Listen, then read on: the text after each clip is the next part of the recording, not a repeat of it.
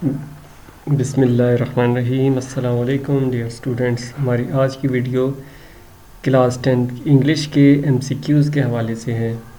ये previous papers के बीच में से ये चीज़ें ली गई हैं और इसको हम डिटेल से आपको समझाएंगे ताकि इससे मिलती जुलती या इस जैसे अगर कोई भी क्वेश्चन आते हैं तो उनको समझने के लिए वो उनको हल करने में आपकी बहुत ज़्यादा मदद हो। इसके साथ साथ क्लास 8th और क्लास 9th के पूरी बुक्स की एक्सरसाइजेज हो चुकी हैं, आप उनको देख सकते हैं। अब क्लास 9th और 10th के इंग्लिश प्रीवियस पेपर्स के बारे में हम वीडियो बनाएंगे, तो उम्मीद है आप इसको पसंद करेंगे। अगर पसंद आए तो इसको लाइक ज़रूर करें। Question 1, encircle the correct answer from the given option A B C D. 4 options हैं, इनमें से एक करेक्ट है, उसको आपने एनसर्कल करना है, उसको दायरा लगाना है।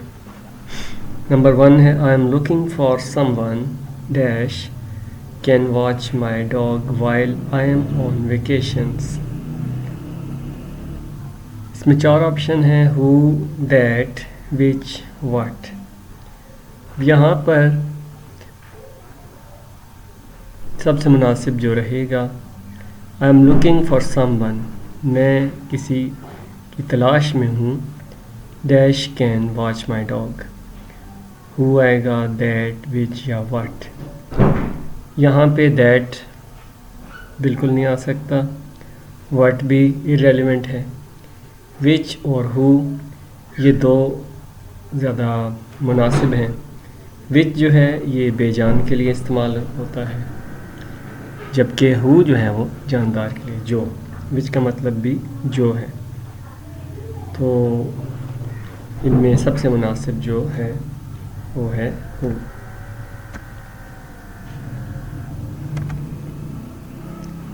यहाँ पे एक और चीज़ भी देखने वाली है, वेकेशंस। वेकेशन की जमा वेकेशन ही होती है, लेकिन यहाँ पे वेकेशंस हैं। वेकेशन समर वेकेशन होगी तो वो समर वेकेशन होगी, वेकेशंस नहीं होगी। अगर वैसे छुट्टियां आप 2-4 छुट्टियां लेते हैं, समर या विंटर की वेकेशन होगी, वेकेशंस नहीं होगी। जबकि वैसे आप 2-4 छुट्टियां होंगी तो उनको हम वेकेशंस लिख सकते हैं। Next, number 2, the train had already left. Which tense is used in the sentence? 4 option, present perfect tense, number B है present perfect past perfect tense, present continuous C, and D है past continuous. तो यहाँ पे the train had already left, यहाँ पे 2 चीज़ें हैं। Helping verb आप देखें, हैड है प्लस लेफ्ट है, लेफ्ट थर्ड फॉर्म है। परफेक्ट में हैज़, हैव और हैड का इस्तेमाल होता है। हैज़ और हैव प्रेजेंट परफेक्ट में, जबकि हैड पास्ट परफेक्ट में इस्तेमाल होता है। इसको मैं थोड़ा सा हाईलाइट कर देता हूँ ताकि इसको समझने में आपको आसानी रहे। और लेफ़्ट का मतलब लीव की थर्ड फॉर्म है लेफ़्ट। हैड लेफ्ट होगा तो ये होगा पास्ट परफेक्ट टेंस।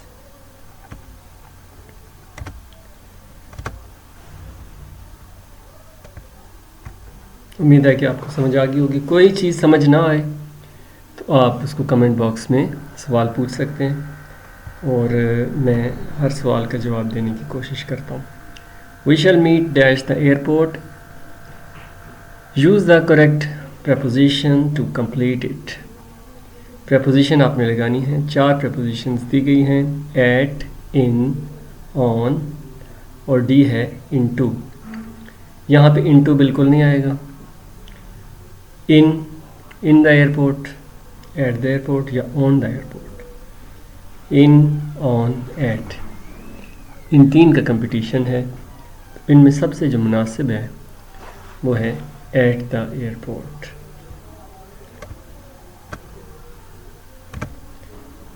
तो ये करेक्ट है।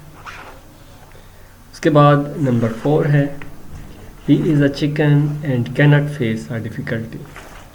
He is a chicken means चूज़ा, कैनॉट फेस अ डिफ़िकल्टी, और मुश्किल का सामना नहीं कर सकता। फेस का मतलब सामना, फेस का मतलब चेहरा। In this sentence chicken refer to them. Chicken किन लोगों के लिए हवाला दिया गया है? चिकन के कौन लोग चिकन होते हैं? एन इनोसेंट, या बी आ कवर्ड, या सी हार्मलेस, या डी फुलिश। तो इनोसेंट, इनका मैंने भी बता देता हूँ। इनोसेंट का मतलब होता है मासूम, कवर्ड का मतलब होता है बुज़दिल, हार्मलेस बेज़रर, फुलिश बेवकूफ़। तो चिकन जो इंग्लिश लिटरेचर में इस्तेमाल होता है, चिकन की लफ्ज़ होता है covered.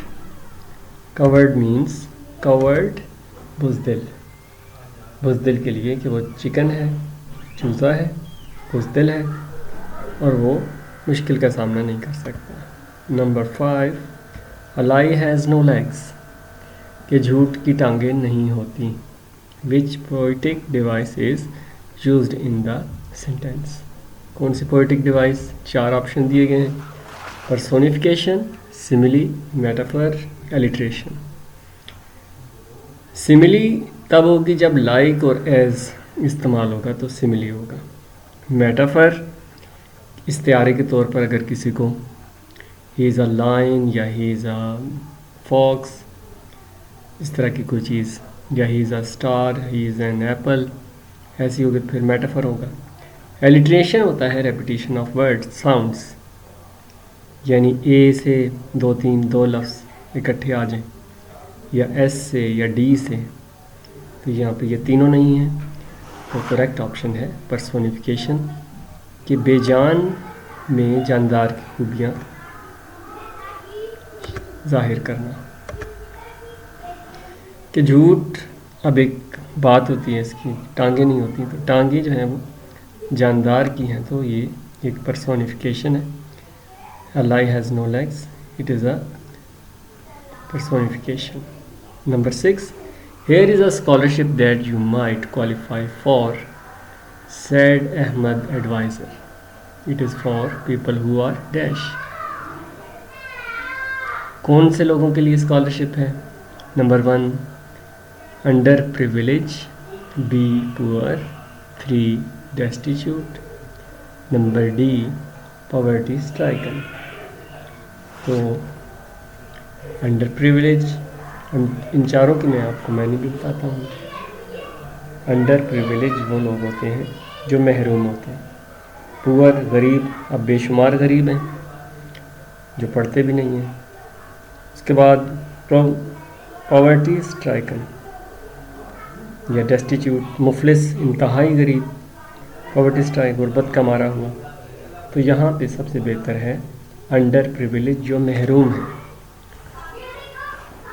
Best option is under privilege.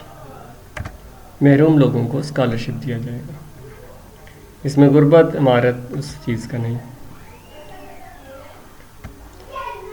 The Jerry ardently waddled across the intersection, underline word is a और एन। आइडेंटली, इस लफ्ज़ को हमने देखना है कि ये लफ्ज़ क्या है, ग्रामर में ये क्या है। नाउन है, नाउन मतलब नाम है, नहीं। वर्ब, वर्ब भी नहीं है। एडवर्ब, जी हाँ ये एडवर्ब है। एडजेक्टिव नहीं है, सिफ्त नहीं है, कोई ब्यूटीफुल या अगली या इस तरह की कोई चीज़ नहीं है, ये एडवर्ब है। और एडवर्ब में भी अगर देखा जाए तो ये एडवर्ब ऑफ मैनर है। Number 8, he had a unique way of whistling, the underline word is a dash. Whistling, infinitive, infinite, B है जेरेंट, 3 है प्रेजेंट पार्टिसिपल, डी है पास्ट पार्टिसिपल।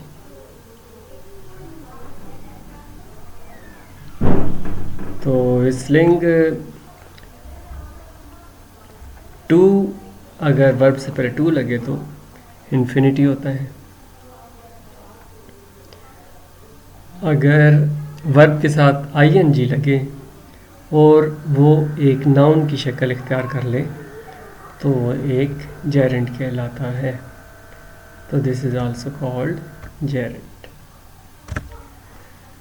प्रेजेंट पार्टिसिपल जो है ये इसमें भी वर्ब के साथ आईएनजी लगता है, लेकिन ये नाउन की शक्ल इख्तियार नहीं करता। पास्ट पार्टिसिपल इसमें ईडी लगता है और ये भी नहीं हो सकता। विस्लिंग जो है वो जेरेंट है। What is number 9, what is the denotative meaning of word proud? Denotative यानी जो डिक्शनरी में जो मीनिंग होते हैं, डिक्शनरी में जो उसकी मीनिंग है उसके बारे में हमने बताना है। प्राउड का मतलब फ़ख्र, तो शो ऑफ दिखलावा होता है। सेल्फ इस्टीम, सेल्फ इस्टीम इसके लिए सबसे मुनासिब वर्ड है।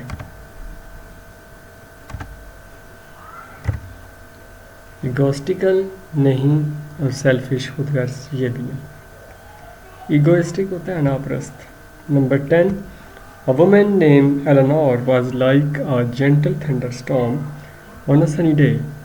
Which figure of speech used in this sentence? यहाँ पे दो चीज़ें हैं। नंबर 1 एक ये इस्तेमाल हुआ है और दूसरा है ये जेंटल थंडरस्टॉर्म। लाइक आपको पता है कि लाइक जिसमें भी इस्तेमाल हो वो सिमिली होता है, तो सिमिली भी आप इसको कह सकते हैं। अगर थोड़ा सा इसको एडवांस देखें, जेंटल थंडरस्टॉर्म नरम, थंडरस्टॉर्म तूफान, यानी जिसमें दो चीज़ें बताई जा रही हैं, दो अपोजिट चीज़ों का बताया गया है। जेंटल भी है और तूफ़ान भी है। नर्म तूफ़ान तो नहीं होता। तो जेंटल थंडरस्टॉर्म दो पॉजिटिव चीज़ें, पॉजिटिव और नेगेटिव चीज़ें जब बताई जाएं तो वो ऑक्सीमोरन होता है। तो बेस्ट इसमें ये है कि आप ऑक्सीमोरन लिखें। अगर आप सिमिली लिख देते हैं तब भी ठीक है, क्योंकि लाइक का इस्तेमाल हुआ। Number 11, flying above the lake at the time of night seems a little dangerous. The underlined phrase is A/N dash. Flying above the lake ये क्या है? इन्फिनिटिव है या जेरेंट है या प्रपोजिशनल है या नाउन फ्रेज है? तो इसमें सबसे बेहतर क्या है जी? फ्लाइंग। चूँकि फ्लाइंग आ गया, ये फ्लाइंग, तो ये बन गया Geraint. That is a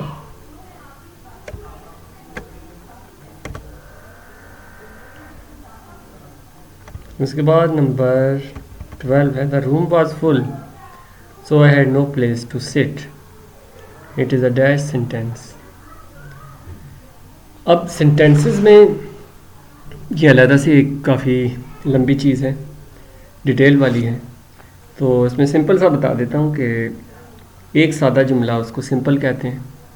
complex है जिसमें सबऑर्डिनेट क्लॉज भी हो और डिपेंडेंट क्लॉज भी हो, वो कम्प्लेक्स है। कंपाउंड जो दो सेंटेंस दोनों इंडिपेंडेंट हो वो कंपाउंड है। और कम्प्लेक्स कंपाउंड जिसमें 3 जुमले इस्तेमाल होते हैं, 3 डिफरेंट चीज़ें इस्तेमाल होती हैं। अब चूंकि ये एक डिपेंडेंट है और एक सबऑर्डिनेट है, तो इसमें ये सबसे बेस्ट कॉम्प्लेक्स है। वो कैसे कि वो कहता है कि द रूम वाज फुल, कमरा भरा हुआ था, so I had no place to sit, इसलिए मेरे बैठने की जगह नहीं थी। एक जुमला दूसरे के ऊपर डिपेंड कर रहा है। 13, my sister is very kind and generous person. Dash she help me with my homework and drive me to basketball practice. तो उसमें लाइकवाइज नहीं होगा, एडिशनली भी नहीं होगा, एज अ रिज़ल्ट नतीजे के तौर पर ये भी नहीं होगा, फॉर एग्ज़ाम्पल ये सबसे बेस्ट ऑप्शन है। नेक्स्ट है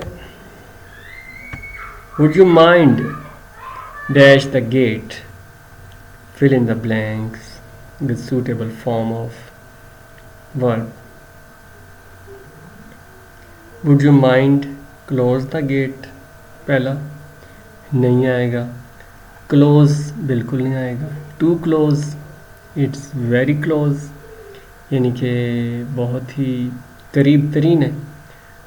बट यहाँ पे जो बेस्ट ऑप्शन है वो है क्लोजिंग। क्लोजिंग इसलिए कि जब भी सेंटेंस में माइंड आएगा, माइंड की वजह से यहाँ पे हम क्लोजिंग लगाएंगे, क्योंकि इसमें माइंड आया है,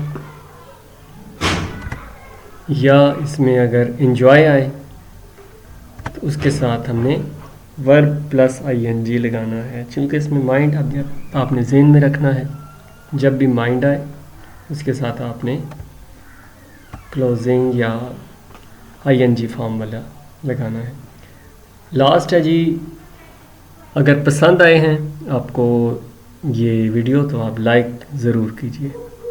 eight the end of the speech the whole assembly gone, the speaker are standing dash fill in the blanks with suitable word. Oration, oration का मतलब होता है पब्लिक स्पीच, कि एंड ऑफ स्पीच, कि स्पीच तकरीर के ख़त्म होने पर ओरेशन नहीं आएगा। जेयरिंग, जेयरिंग का मतलब होता है मॉकिंग या रूड रिमार्क्स, जेयरिंग के ताने वगैरह देना, मजाक उड़ाना। चेयरिंग, चेयरिंग इसके बहुत करीब तरीन है। Shouting for joy in praise या आउटबर्स्ट ऑफ अपलॉज, ये चेयरिंग है, तालियां बजाना, वाह वाह कहना, तहसीन व आफरीन कहना। तो सबसे बेहतर इसमें चेयरिंग ही रहेगा। Cheering is the best suitable word in these 4 options. तो नेक्स्ट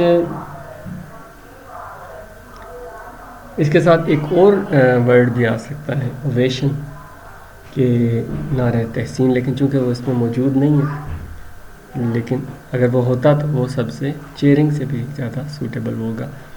थैंक्स फॉर वाचिंग। इसको शेयर लाजमी करें, दूसरे बच्चों तक पहुँचाएँ, खुद याद करें, दूसरों को भी बताएं। Thanks for watching. अल्लाह हाफिज़।